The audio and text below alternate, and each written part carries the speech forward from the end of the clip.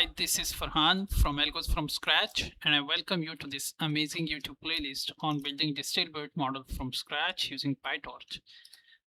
In this playlist, we are in the journey of building DistilBERT model from scratch in raw PyTorch. And in this video, we are going to discuss the feed forward block. That is a very important component of the transformer block. So we are going to discuss feed forward in this specific video. To start with, if you remember, this is the architecture we discussed in our early videos. And this specific part is basically the multiple heads part. Okay, and if you notice in this transformer block, we have the next step, that is the layer normalization plus addition. So we call it add and norm. Okay, this is not a very much complex step, and this we can write within just one line of code. And we are going to uh, work on this step specifically in our next video, where we will be building our complete transformer block. So this is the next part, that is feed forward network. So in this specific part now, you can see we have a linear layer. Okay, that is linear 1. It basically gets the input from the previous layer, that is SA layer norm. Okay, and with this shape B128 768, so B could be either 1 2 3 4. The same input shape will come into this feed forward neural network. Over here, the first line, that is linear layer, it spreads, or you can say expands, this shape from 768 to 3072. Then it applies this JLU activation. It is a variant of rally. Then it applies dropout. And finally, this linear 2 layer, it takes the expanded version, the expanded dimensions from the previous linear layer. This dimension, it takes this dimension back to the original dimension. So there are some important points I just don't want to miss. That is why I've listed them down over here. First of all, why we need feed forward neural network in this architecture. Okay, attention is cross token interaction, whereas the feed forward is per token transformation. So we have been working with this multi-head attention mechanism, where the tokens basically they talk to each other. So that is cross token interaction. But feed forward neural network, we actually pass each token from this feed forward neural network individually, where the features of each token then have the opportunity to get into the expanded version of dimensions and share the information. Then the next part is why expand. Okay, this is very important. Why even we expand from 768 to 3072, that is almost the 4 times of the original dimension. Okay, The expansion just gives the feed forward network more room to work with. Squeezing everything through a narrow layer limits how much the network can transform and combine features. There simply are not enough dimensions for different patterns to be represented without overlapping or interfering with each other. So temporarily blowing up the dimension, usually 4 times, gives the model extra space to spread these features out, combine them in new ways, and capture richer, more complex patterns before compressing back down to the original size for the next layer. It's like giving the model more scratch space per token, to do useful computation. And this expanded space also acts like extra storage slots for the patterns and knowledge the feed-forward network learns. In short, the expansion trades extra compute for extra representational room, letting the feed-forward network do more useful transformation than narrow dimensions alone would allow.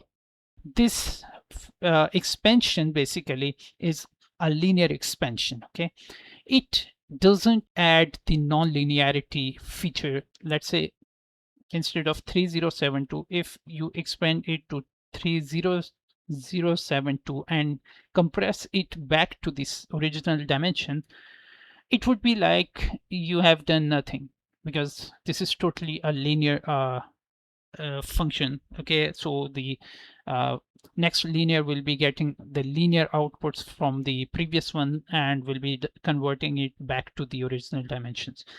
That is not what we want. We also want to have nonlinear relationships in the data. So for that purpose, then we apply this gel. Okay, that is the whole, you can say, intuition of why we use this feed forward neural network. If you do not apply gelu, you will not be getting any kind of improvements. Okay, because we will not be getting the non-linearity.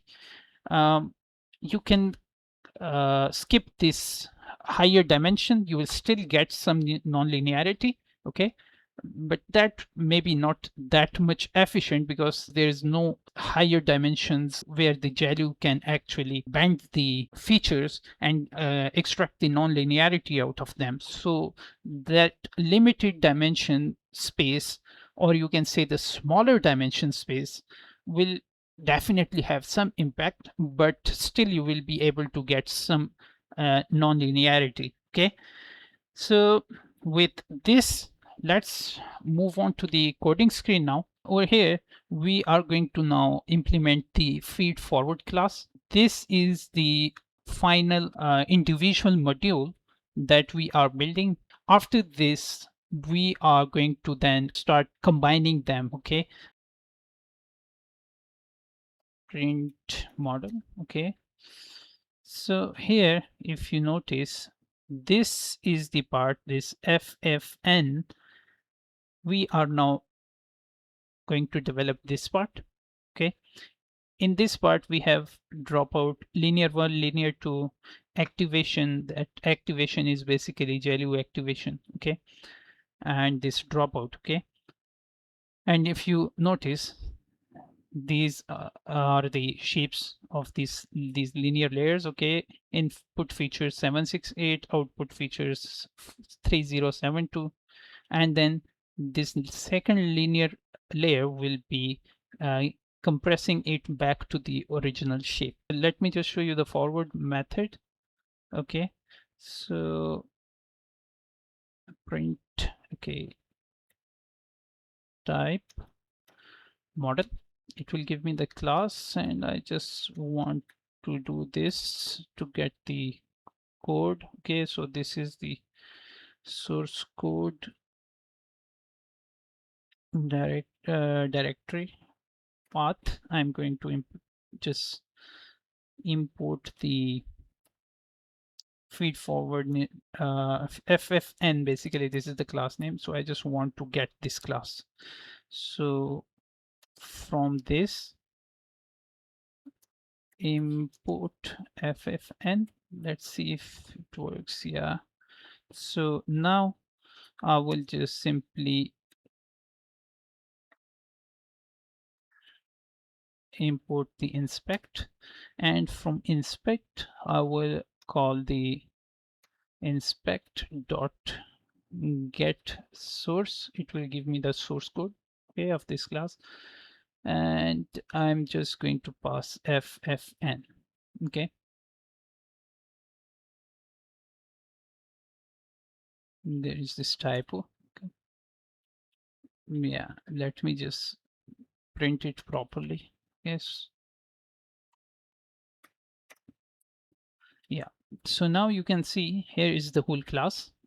This class basically uh, is having this dropout layer here, linear layer, this linear 2, and activation. Okay, this is the chunk size feed forward, and we are not going to implement this technique. Okay, this is basically to save the memory issues. Okay, because you know this feed forward class, it basically expands to 4 times to the original shape of dimension, so it consumes more memory.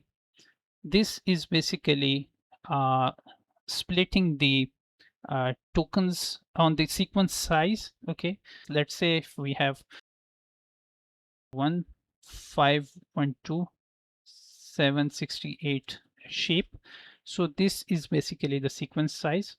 So if our batch size we keep it 128, so it will loop over this sequence length dimension, and each time 128 tokens will be loaded into the memory, and then they will be passed to the feed forward neural network. Okay, so we are not going to work on that part. And by the way, if this is 0, okay, not provided, then it is going to act like normally it will be working on the whole tensor. Okay, so we are just skipping this part. Other than this, you can see these are the 4 main arguments that we are going to initialize first of all. Okay, and then okay, so this is again this function. You can see this is the uh, ff chunk function. Okay, and this ff chunk function is basically applied on the chunk size in each iteration. Okay, as I mentioned previously. Okay, so we are going to implement this in the forward method. So this is basically the computational flow of this feed forward neural network. We are going to just initialize our dropout linear 1 linear 2 activation in the init, and then we are going to just call the forward method, and in the forward method we will be in performing the computation in the same sequence. Okay, in the forward method we will be getting the output of the multi-head attention for now, and when we will be organizing them in our next video in a transformer block, we can then uh, pass it through the add and norm layer first, and then we will be passing it to the feed forward. Okay, first of all, I will just copy this. Okay, and I'll paste it over here. So if I need to add anything, I can add it to add to this model config. Now I will just quickly start with the class that is ffn. Okay, and let me just call it my. Okay, because we already have the by default class with this name. So just to differentiate with, so in this we are going to start with n and dot module. We will be inheriting with this, and then I'll first of all start with the constructor. Here I'll just say self, and let's just switch to this screen and let's see what we need. So we need to have this hidden size dimension first of all. So let me add this hidden size hidden size hidden size is going to be equal to 3072. The next thing that we want is dimension. We already have, this is p, so I will be adding this like drop out feed forward feed forward network. Okay, and it is going to be equal to 0.1. So I am basically maintaining this model config. So later on, if you want to experiment with a different number, different values, you can just change the value right here. Okay. And then what is next? Nothing, I guess. Yeah, that is pretty much it. Okay, I'll execute this, and over here I will just say hidden size, that is equal to model config, and from model config I'll just copy this and paste it over here. Now I'll take this dropout, so say uh, dropout p equals to, just copy this part, okay, and paste it over here. And over here I will just copy this. I am pasting it because we get the typo issues later on, so I just want to avoid them. Okay, and I guess this is done. So first of all,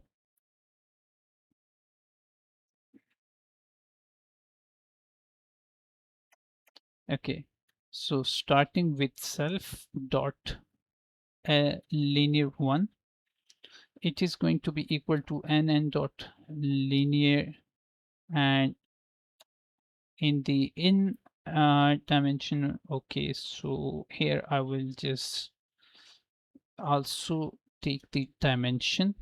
Dimension is going to be equal to,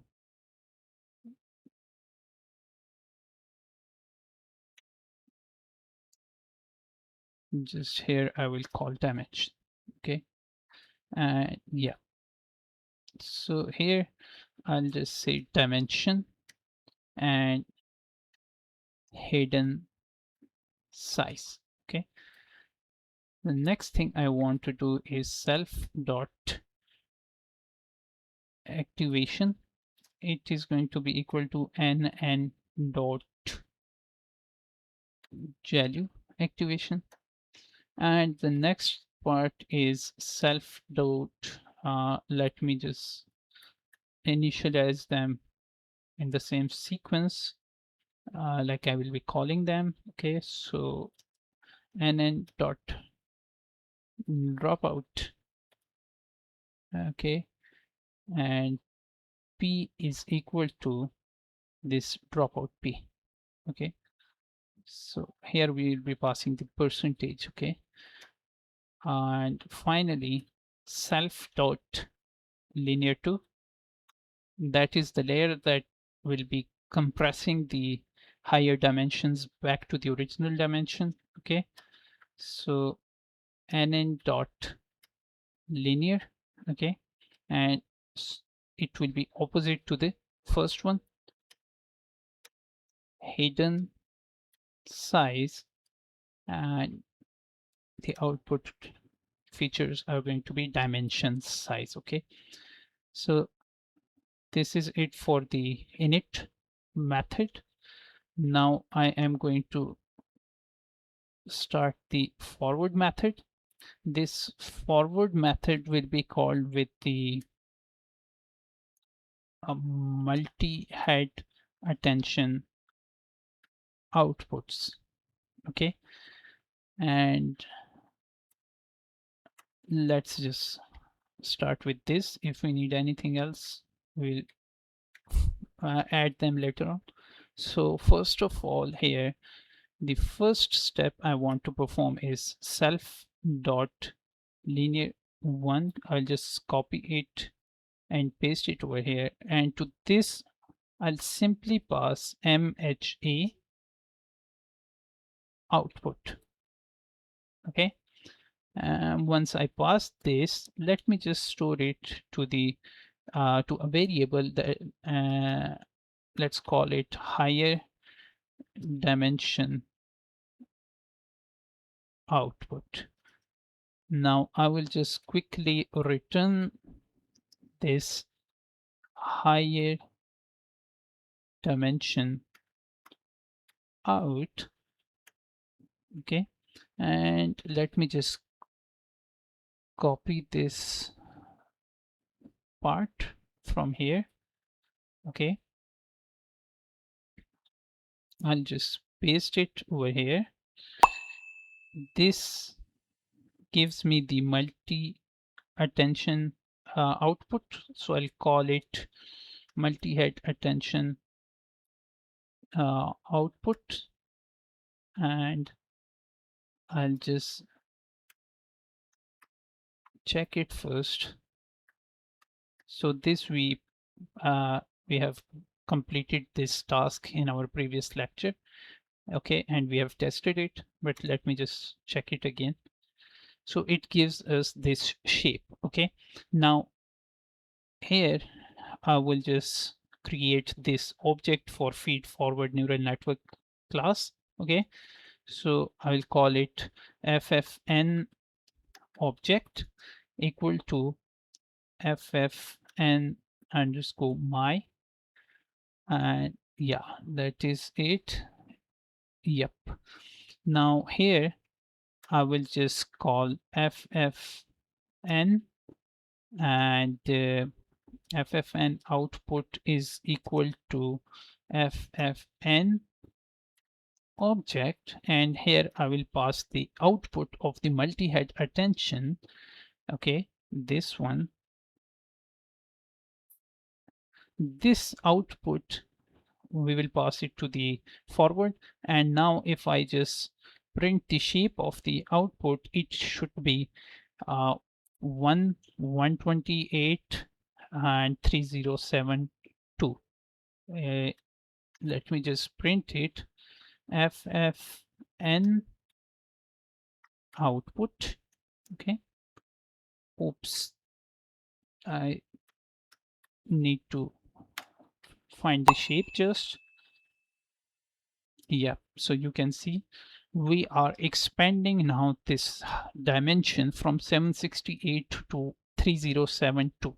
It is roughly equal, it is equal to 4 times the original dimension. Okay, now once we expand it, now I will apply the jelly activation to get the non-linearity. Okay, so let me just still call it higher dimension out. Okay, and here I will just call the self dot activation this. Okay, and here simply pass the higher dimension out. Okay, and let's just check it again. Yep, just activation applied. Okay, now the next step I will be applying the higher dimension out equal to self dot dropout, and in this dropout I am going to pass the output from the activation. Okay, so let's check it now. It should work. Yep. Final step is I'll just call it, let's say, the feed forward output, and that will be equal to self dot linear 2. Okay, and I'll just pass here the higher dimension out.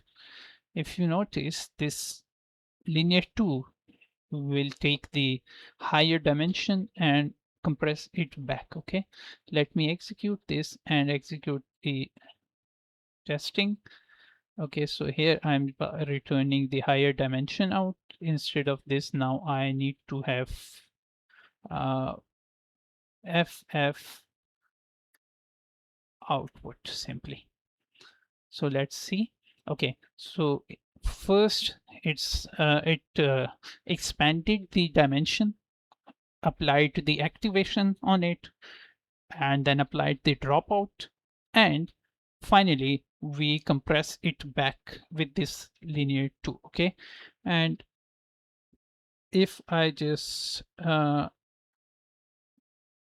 compare it with the original code uh, flow, here is first of all linear 1, okay, and then activation, okay, then linear 2, and then dropout. Okay, so this dropout we can either apply it before the linear 2 or after linear 2, uh, but to follow the architecture you can keep it at the end after the linear 2. You can just switch the place of these dropouts, okay, and you can test the results wherever it gives you the best results. You can keep them there. Okay, so